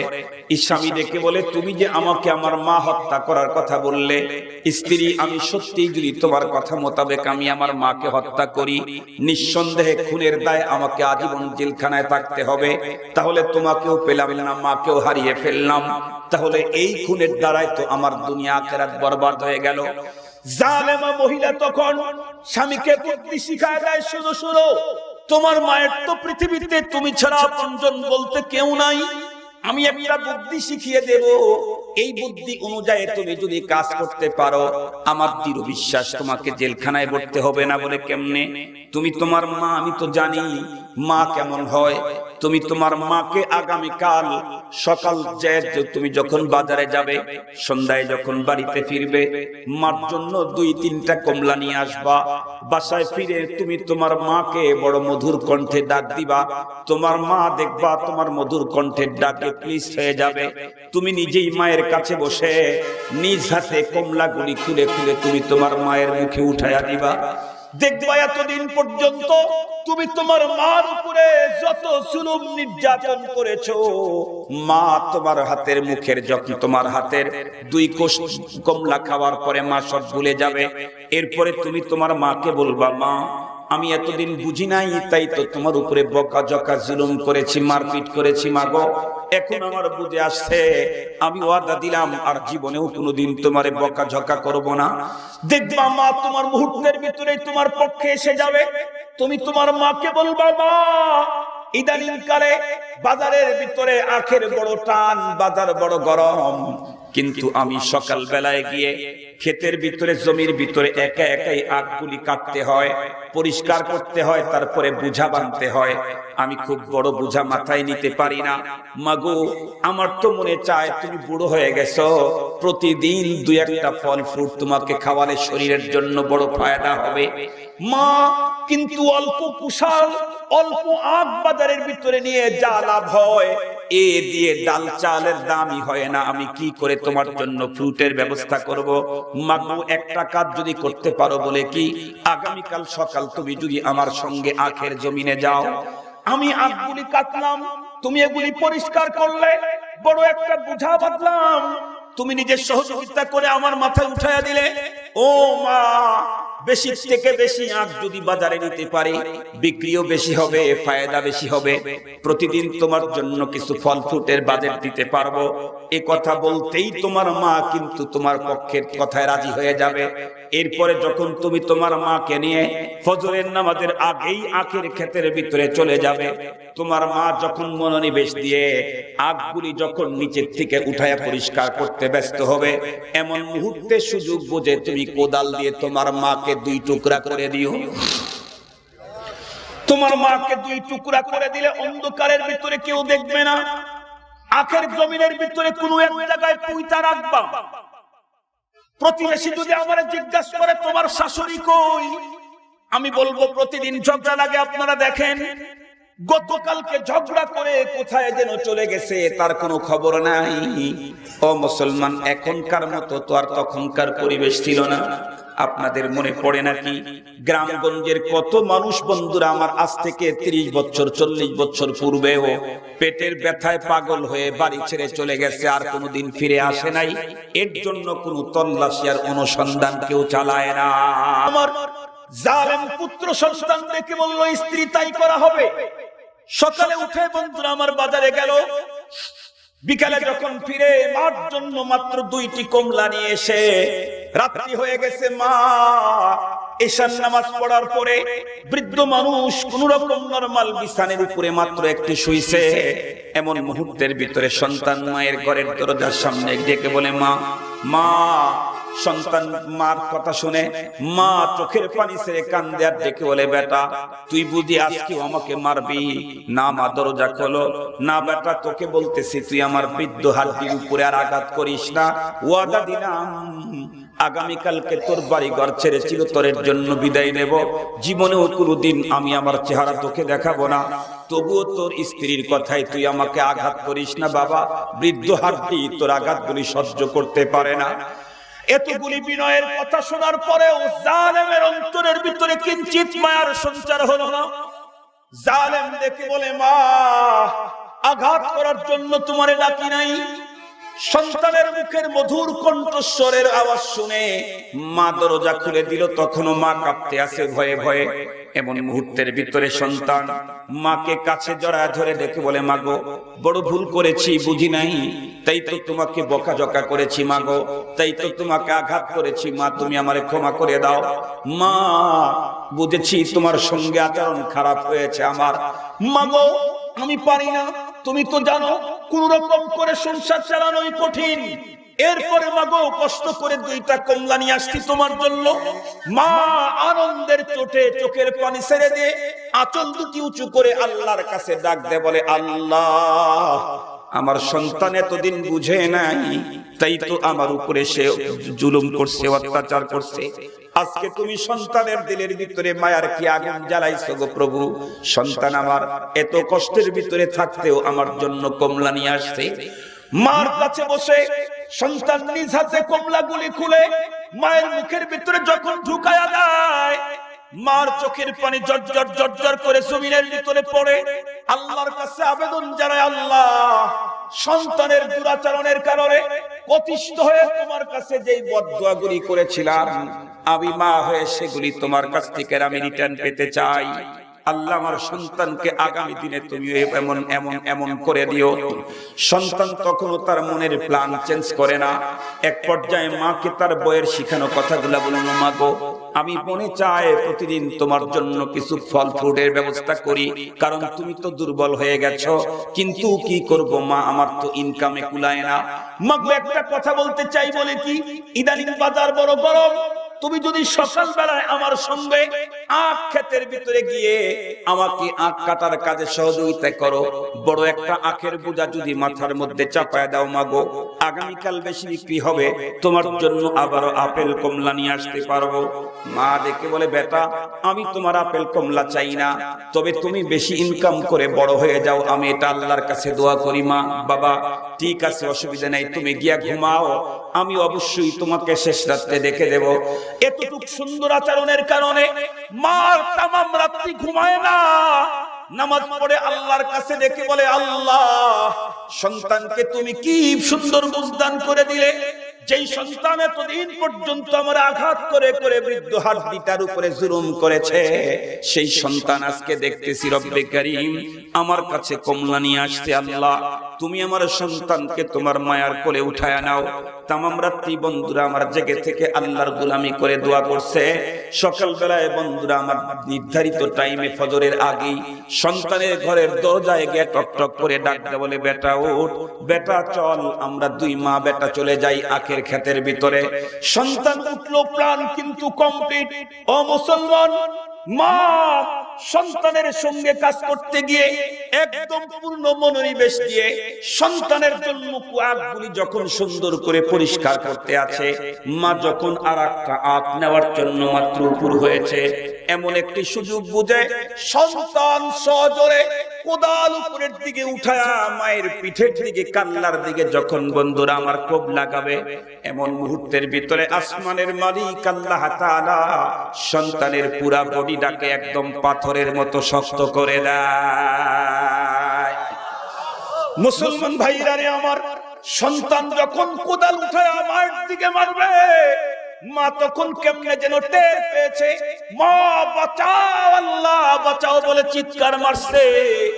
মা বন্ধুরা আমার দৌড়ায়, বাঁচাও বাঁচাও, আল্লাহ বাঁচাও, কারণ কেউ তো সেই সময় ঘুমের থেকে জাগ্রত হয়ে নাই। বাঁচাও বাঁচাও আল্লাহ বলে যখন দৌড় দিল, মা অনেক দূর পর্যন্ত যাওয়ার পরে ভাবলো, দেখি সন্তান বুঝি আমার পিছু এখন পর্যন্ত ছাড়ে নাই, সন্তান বুঝি আমার পিছনে পিছনে দাওয়া করতে আসতেছে। এমন মুহূর্তের ভিতরে পিছনের দিকে তাকায় দেখে, না না না, সন্তান কেমনে আসবে, সন্তান কেমনে আসবে? দুনিয়াতে মায়ের কেউ নাই, আমার আল্লাহ আছে না নাই? দুনিয়াতে মায়ের কেউ নাই, আমার আল্লাহ আছে। যেই সন্তান উপরের দিকে কোদাল উঠাইছে, ওই সন্তান পুরা বডিটা শক্ত হয়ে কোদালে ভাবেই বন্ধুরা আমার নিয়ে আছে। এতক্ষণে জমিন সন্তানের হাঁটু পর্যন্ত বন্ধুরা আমার খেয়ে ফেলেছে। মা পিছনের দিকে তাকায় দেখে কি সন্তান ওভাবেই দাঁড়িয়ে আছে। সন্তান মায়ের দিকে তাকায় ডাকতে বলে, মা মা বাঁচাও মা। যেই সন্তান কিছুক্ষণ পূর্বে তার কাল্লা দ্বিখণ্ডিত করার জন্য কোদাল উঠালো, সেই সন্তানের কান্নায় আবার মা পিছনের দিকে বন্ধুরা আমার দৌড়ে আসলো। আসার পরে দেখে সন্তানের কোমর বন্ধুরা আমার হাঁটুর নিচ পর্যন্ত জমিনের ভিতরে ঢুকে গেছে। সন্তানের কাছে এসে বৃদ্ধ মা টানাটানি করে, না না কিসের আকর্ষণে যেন তার সন্তান জমিনের ভিতরে ঢোকা শুরু করলো। বন্ধুরা আমার মা তখন কেন্দে কেটে আওয়াজ দিল, তোরা কারা আসরে, আমার সন্তানকে জমিনের গ্রাস থেকে রক্ষা করো। মা বন্ধুরা আমার টেনে ধরলো, গ্রামের মানুষগুলা টেনে ধরলো, কিন্তু এমন আকর্ষণ পৃথিবীর তামাম মানুষের ক্ষমতা দিয়েও লোকটাকে আর ধরে রাখা যায় না। দেখতে দেখতে পুরা বডি সন্তান এমন অবস্থার ভিতরে বন্ধুরা আমার জমিনের গ্রাসের ভিতরে ঢুকে গেল। মুসলমান কিতাবের ভিতরে লেখছে, বন্ধুরা আমার, চোখে দেখা কবরের আযাব কিতাবের ভিতরে, বইটার ভিতরেও লেখা আছে। পরবর্তীতে মায়ের কান্নার কারণে এলাকার মানুষগুলি যেই জায়গায় সন্তানের বডিটা বন্ধুরা আমার জমিনের ভিতরে ঢুকে গেল, ওই জায়গায় 15-20 ফিট পর্যন্ত পরবর্তীতে খনন করা হলো, কিন্তু এত দূর পর্যন্ত যাওয়ার পরেও সন্তানের কোনো হদিস পাওয়া যায় না। আমি বলতে চাই মুসলমান, খুব ভালো করে বুঝবেন, যেই মালিক মাকে এমন মুহূর্তের ভিতরে সন্তানের আক্রমণ থেকে বাঁচাইলো, সেই মালিক আমাদের আছে না নাই?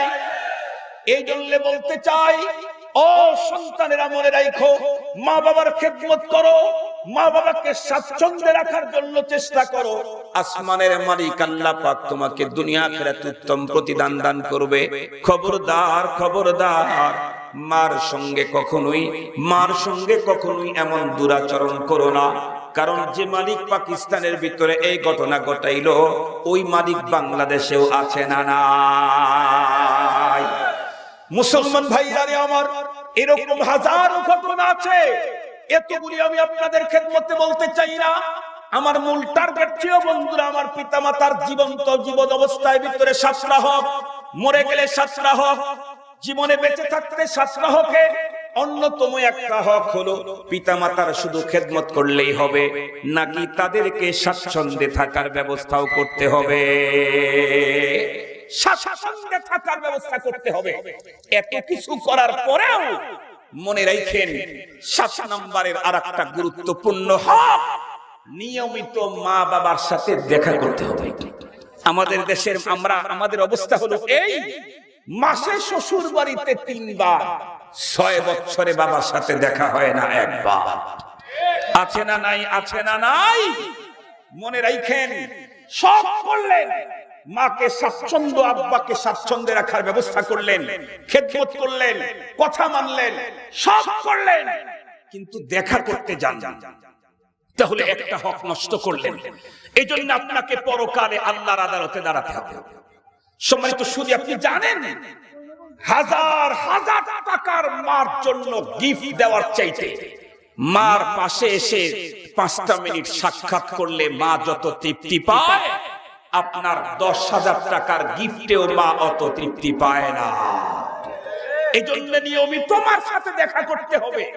হ্যাঁ, আপনি থাকেন বিদেশে, যখন দেশে আসবেন তখন প্রথম সাক্ষাৎকার, একটু জোরে বলেন, প্রথম সাক্ষাৎ মার সাথে। মনে রাখবেন, আপনি আব্বা আম্মাকে খেদমত করলেন, স্বাচ্ছন্দ্যে থাকার ব্যবস্থা করলেন, হুকুম মানলেন, সব করলেন, আব্বা আম্মা দুনিয়া থেকে চলে গেল। এখন নতুন করে আপনার জিম্মায় সার্থক, শুনে তারপরে যান। শুনবেন না তো পালন করতে পারবেন না। আল্লাহর আদালতে আসমান ছোঁয়ার নেকি নিয়ে দাঁড় হওয়ার পরেও কিছু থাকবে? জোরে বলেন, থাকবে। হক নষ্ট করার কারণে থাকতে পারে না। 1 নাম্বার, আব্বা আম্মা ইন্তেকালের পরে তার ঋণ পরিশোধ করতে হবে। 1 নম্বরের হক, তার রেখে যাওয়া ঋণ পরিশোধ করতে হবে। 2 নাম্বার, তার ওসিয়ত পূরণ করতে হবে। 3 নাম্বার, আব্বা আম্মার আমল নামায় নেকি পৌঁছাবার ব্যবস্থা করতে হবে। মনে থাকবে তো? নেকি পৌঁছাবার ব্যবস্থা করতে হবে। আপনি কোরআন শরীফ তেলাওয়াত করে পারেন, মাদ্রাসায় টাকা দিয়ে পারেন, মসজিদ করে পারেন, রাস্তাঘাট ব্রিজ কালবাত করে দিয়ে পারেন, যে কোনো পদ্ধতিতে মা বাবার অ্যাকাউন্টে নেকি পৌঁছাবার ব্যবস্থা করতে হবে। আপনারা শুনলে অবাক হবেন, হাকিমুল উম্মত আশরাফ আলী থানভী রাহমাতুল্লাহি আলাইহি তার কিতাবের ভিতরে লিখেছেন, এক আল্লাহর বান্দা ইন্ডিয়াতে, উনি একদিন স্বপ্নে তার এলাকার একজন লোককে, মৃত ব্যক্তিকে সাক্ষাৎ করলেন। এই বুজুর্গ তাকে জিজ্ঞাসা করলেন, ভাই তুমি কেমন আছো? সে উত্তর করতেছে, কেমন আছি? আমি তো পৃথিবীতে কোনো ছেলে সন্তান রেখে আসি না, আমার একটা মাত্র কন্যা সন্তান।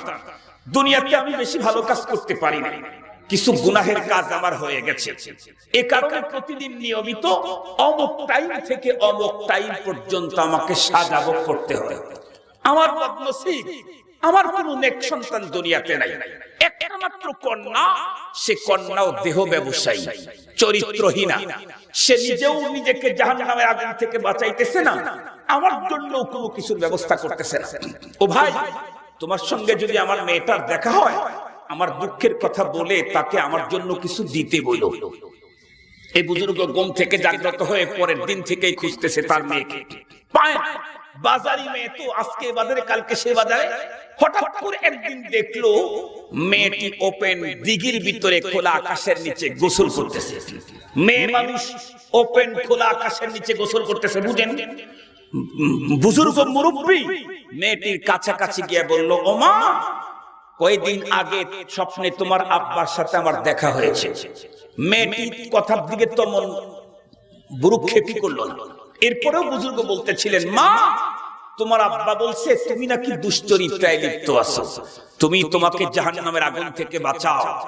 তোমার আব্বার প্রতিদিন কিছুটাই জাহান্নামের শাস্তি ভোগ করতে হয় গুনাহের কারণে। এই জন্য তোমার আব্বা বলছে, পারলে তুমি তোমার আব্বার মাগফিরাতের জন্য, গুনাহ মাফের জন্য, সবরেসানির জন্য একটু ব্যবস্থা করো। মেয়েটি উপহাস করে হাতের ভিতরে এক চল পানি নিল। সে তো পানির ভিতরেই দাঁড়ানো। এক চল পানি হাতে উঠায়া পানিটা এরকম করে ওই বৃদ্ধ মুরব্বির দিকে ছুঁড়ে মেরে বলল, ও বুড়ো, এই যে পানিটুকুন বাবার জন্য দিলাম। বুজুর্গের তখন ভেঙ্গে চৌচির হয়ে গেল। বুজুর্গ অবাক, আল্লাহ, তোমার জমিনে কি এমন কাসাওয়াতে কলবি, এমন শক্ত দিলের কোন নারীকে তুমি তৈরি করেছো গো রব্বে কারীম, যে তার বাবার কবরের আযাবের কথা শুনেও যার দিলটা ঘামলো না। সে উপহাস করে একচল পানি আমার দিকে ছুঁড়ে মারলো। আল্লাহ, মুসলমান আল্লাহর বান্দা ভগ্ন দিল নিয়ে চলে গেল। রাত্রের বেলায় ঘুমের ঘরে স্বপ্নে দেখে ওই লোকের সঙ্গে আবারও বুজুর্গের দেখা। বুজুর্গ জিজ্ঞাসা করলেন, কেমন আছো তুমি? লোকটি মুস্কি হেসে উত্তর করে, কেন, আল্লাহ পাক রব্বুল আমিন আমাকে তো সে আযাব থেকে কমপ্লিট মুক্তি দান করেছেন। বুজুর্গ জিজ্ঞাসা করলেন, কি করে তোমার মুক্তি মিলল? সে তখন বলল, কেন, আমি না তোমাকে এর আগের সাক্ষাতে বলেছিলাম আমার মেয়েকে কিছু বলার জন্য? তুমি বলেছিলে, তাই আমার মেয়ে আমার জন্য কিছু করেছে। ওটি যখন আমার আমলনামায় পৌঁছে গেছে, আমি এখন নিরঙ্কুশ, একদম কমপ্লিট, আমি এখন জামিন পেয়ে গেছি, আমার আর কোনো সমস্যা নাই। বুজুর্গ অবাক হয়ে জিজ্ঞাসা করলো, তোমার মেয়ে কি দিয়েছে? তোমার মেয়ে তো তোমাকে কিছু দেয় নাই। ওই লোকটি তখন উত্তর করলো, না না, তুমি কি বলতে চাও বলো। এই বুজুর্গ উত্তর করলো, আমি তোমার মেয়েকে অমুক জায়গায় পেয়েছিলাম, তাকে যখন ডেকে বললাম তোমার আব্বার এমন অবস্থা, তোমার মেয়ে পানির ভিতরে দাঁড়ানো ছিল, উপহাস করে এক চল পানি হাতের ভিতরে উঠায়া পানিটা উপরের দিকে ছুঁড়ে মারলো আর বলল, এই পানিটুকু আব্বার রূহের মাগফিরাতের জন্য দিয়া দিলাম।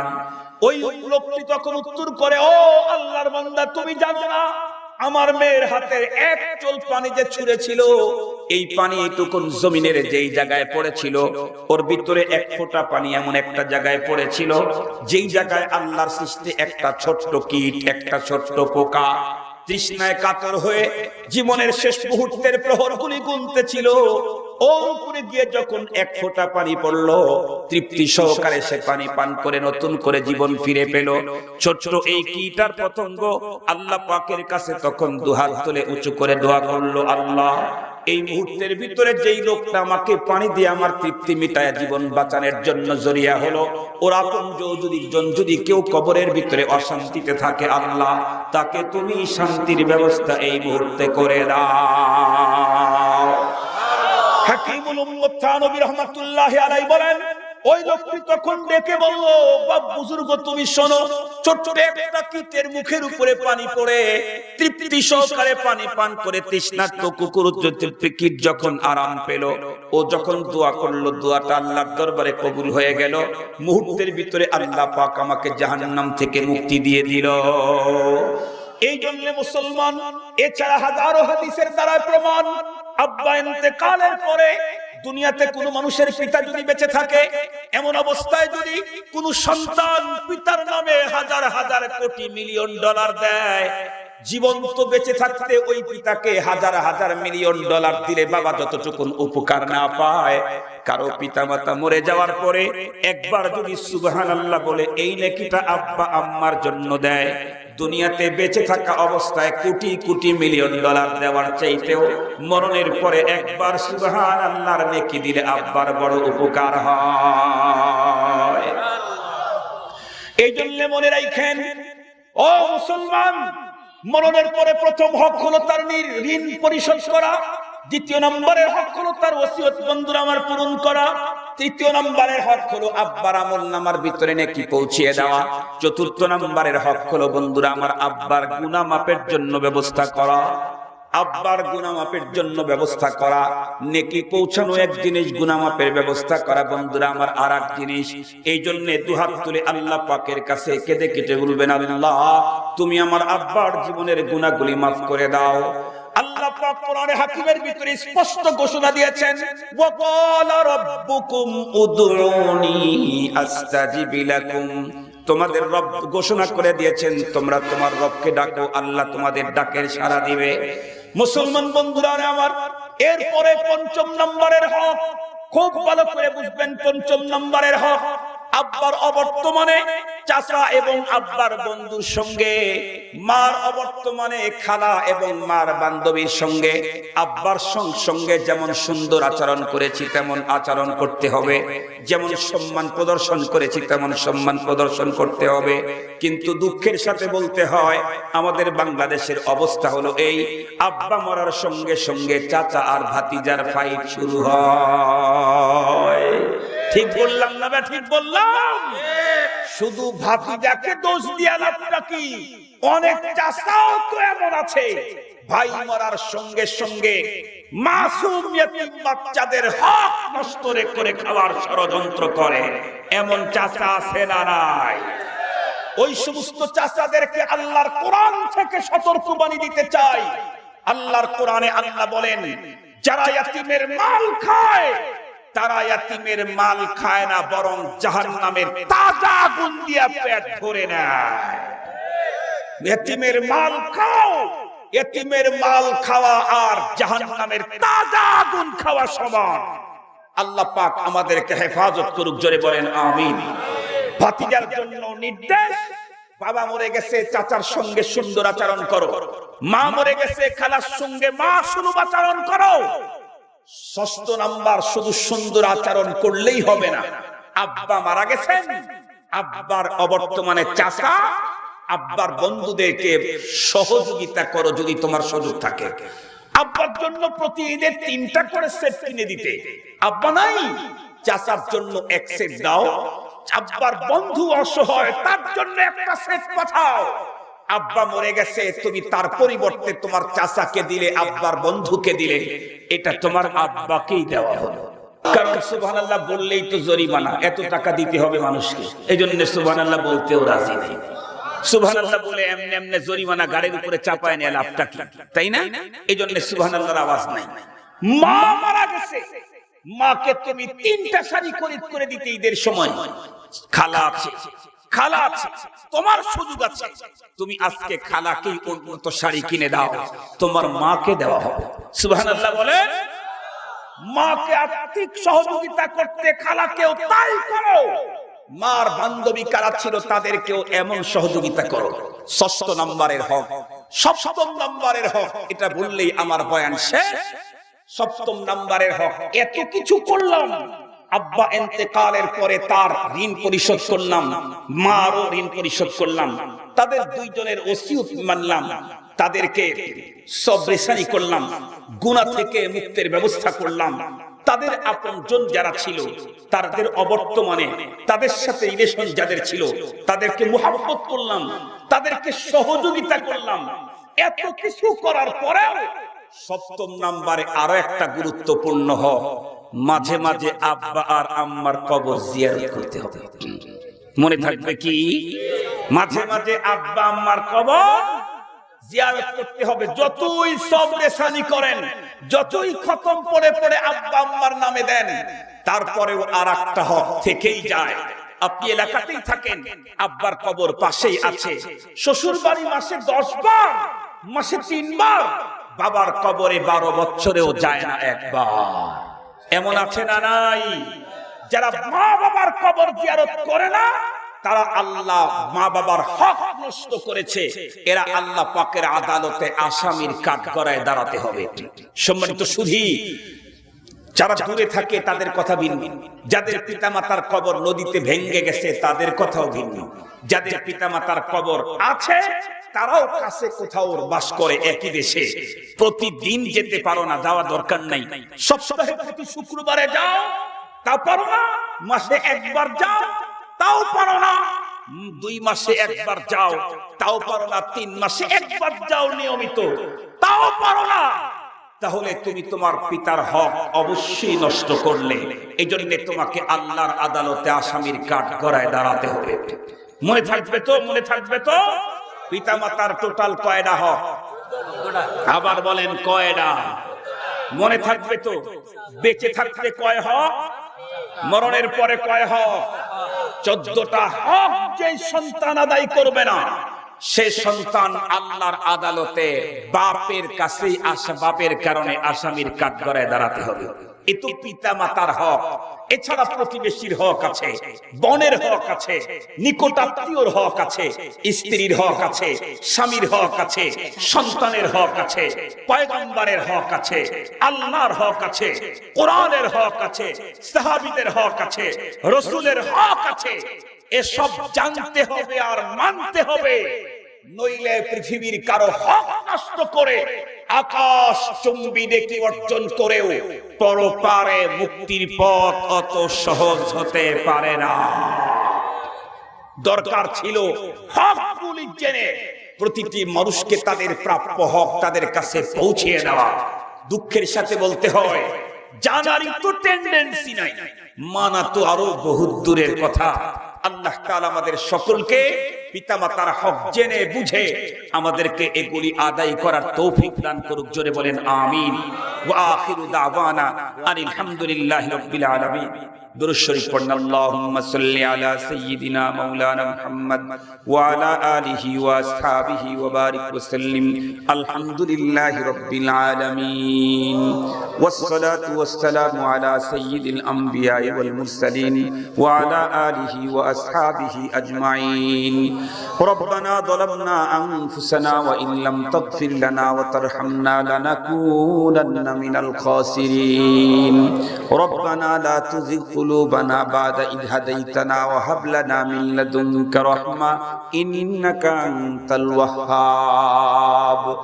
اللهم حبب إلينا الإيمان وزينه في قلوبنا وكره إلينا الكفر والفسوق والعصيان. اللهم نبّر قلوبنا بنور القرآن وزين أخلاقنا بزينة القرآن ونجنا من النار بالقرآن وأدخلنا الجنة بالقرآن. اللهم إنك عفو كريم تحب العفو فاعف عنا. رب ارحمهما كما ربياني صغيرا. رب ارحمهما كما ربياني صغيرا. ربنا هب لنا من أزواجنا وذرياتنا قرة أعين وجعلنا للمتقين إماما. رب العالمين জামিয়া ইসলামিয়া দারুল উলুম শাহে প্রতাপ নরসিংদীর ইন্তেজামে আয়োজিত 2 দিন ব্যাপী সালানা বার্ষিক ইসলামী মহাসম্মেলনের প্রথম দিনের শেষ মুহূর্তে আল্লাহ গভীর রাত হাজার হাজার মুসলমান নারী পুরুষদেরকে নিয়ে আমি একজন গুনাহগার খাতাকার সিয়াকার উলামায়ে কেরামের জম্মে গফিরদেরকে নিয়ে তোলাবায়ে ইজামদেরকে নিয়ে ভিক্ষুকের বেশে তোমার আলিশান দরবারে হাত উঁচু করেছি। আল্লাহ দয়া করে মেহেরবানি করে আমাদের প্রত্যেকের আশা বসা 2 দিনের ইন্তেজাম এবং মাদ্রাসা খানা কবুল ও মঞ্জুর করে নাও। রব্বুল আলামিন জিন্দেগীর কোন নেক আমল যদি তোমার দরবারে কবুল না হয়ে থাকে আল্লাহ আজকের মাহফিল খানা উপলক্ষ করে तमाम জীবনের সকল ইবাদত কবুল ও মঞ্জুর করে নাও। রব্বুল আলামিন এই গভীর রাতে তুমি তোমার কুদরতে চোখ দেখতে দেখো গো আল্লাহ, এখানে এমন মানুষ আছে যে তার নিজের বাবার লাশকে নিজ হাতে কবরে নামাইছে, এমনও মানুষ হাত উঠাইছে গো আল্লাহ যে তার মায়ের মতো সোনার মুখখানা নিজ হাতে কবরের মাটিতে চাপা দিয়ে আসছে। রব্বুল আলামিন মা বাবার কবরের পাশে দাঁড়াইয়া মা মা বাবা বাবা বলে ডাক দিলে আর কোনো ডাকের সাড়া মিলে না। সেই যে কবে রাইখা আসলাম আল্লাহ, ঘন্টার পরে ঘন্টা দাঁড়ায়া ডাকলাম আব্বা আব্বা বলে কোনো ডাকের সাড়া মিলে না। জানি না গো মাবুদ আপনজনেরা কবরের ভিতরে কে কোন হালতে আছে। মালিক গো তোমার পায়ে পড়ে কই, দয়া করে মেহেরবানি করে আমাদের আপনজনদের কাউকে তুমি কবরের ভিতরে মাইরো না। রব্বুল আলামিন পরওয়ারদিগার আলম, तमाम পৃথিবীর জমিনের নিচে যত মুসলমান নারী পুরুষ শুয়ে আছে আল্লাহ তাদেরকে ক্ষমা করে দাও। আয় আল্লাহ, এই পৃথিবী থেকে এমন তো কিছু মানুষ চলে গেছে যাদের জন্য দুহাত তুলে দুনিয়াতে দোয়া করার মতো কেউ নাই। রব্বুল আলামিন ওই এতিম অসহায়দের জন্য আমরা গুনাহগারেরা তোমার কাছে আপিল জানাই, তাদেরকেও ক্ষমা করে দাও। রব্বুল আলামিন, গভীর রাত্রে দোয়ার মুহূর্তে মনে পড়ে গেল মায়ানমারের মজলুম মুসলমানদের কথা। আল্লাহ আল্লাহ, মায়ানমারের মজলুম মুসলমানদেরকে জুলুমের হাত থেকে বাঁচাও আল্লাহ। আর কতকাল পর্যন্ত তোমার জমিন মুসলমানদের রক্তে রঙিন হবে আল্লাহ? তুমি তো সেই প্রভু, যেই প্রভু একজন মাত্র মুসলমান দুনিয়াতে আক্রান্ত হলে আসমান থেকে ফেরেশতা পাঠায়া সহযোগিতা করছে। তুমি তো ওই প্রভু, যেই প্রভু সিলেটের ভিতরে মুসলমানদেরকে গৌর গোবিন্দের জুলুম থেকে রক্ষা করার জন্য শাহজালাল বানাইছো। আয় আল্লাহ, তোমার ফ্যাক্টরিতে তো শাহজালাল ইয়ামানের কোনো অভাব নাই। রব্বুল আলামিন, মায়ানমারের মুসলমানদেরকে মুক্ত করার জন্য আরো শাহজালাল পাঠায়া দাও। ইয়া আল্লাহ, মায়ানমারের মুসলমানদেরকে মুক্ত করার জন্য আরো শাহজালাল পাঠায়া দাও। ইয়া আল্লাহ, আমাদের অপরাধের কারণে তুমি বুঝি রেগে গেছো, আমাদের গুনাহের কারণে তুমি বুঝি অভিমান করে বসতো আল্লাহ। নাইলে এখন পর্যন্ত আসমানি কেন সহযোগিতা আসে না গো আল্লাহ? না না না, তুমি যদি আমাদেরকে ভুলে বসো, তুমি যদি আমাদের উপর অভিমান করো, কাফির বেঈমান নাস্তিকেরা আমাদেরকে দেখলে উপহাস করবে আল্লাহ। তারা বলবে তোদের কথা তোদের খোদাই তো শোনে না। আল্লাহ, তোমার কুদরতের পা জড়া ধরে কই, কাফের বেঈমান নাস্তিকদের কাছে আমাদেরকে বেইজ্জতি করো না আল্লাহ। तमाम দুনিয়ার মজলুম মুসলমানদেরকে তুমি জুলুমের হাত থেকে বাঁচাও, বিশেষ করে মায়ানমারের মজলুম মুসলমানদেরকে জুলুমের হাত থেকে বাঁচাও। ইয়া আল্লাহ, মায়ানমারে যেই পরিমাণে মুসলমানদের রক্ত ঝরছে গো আল্লাহ, মায়ানমারের জমিনে তুমি ইসলামের গাছটাকে তরুতাজা করে দাও। মায়ানমারের আকাশে কালেমার পতাকা উঠায়া দাও। রব্বুল আলামিন, গভীর রাত্রের ভিক্ষুকদেরকে গলা ধাক্কা দিয়া সরাইয়া দিও না গো আল্লাহ। গভীর রাত্রের ভিক্ষুকদেরকে গলা ধাক্কা দিয়া সরাইয়া দিও না গো আল্লাহ।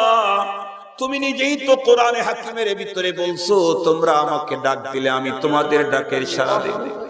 সে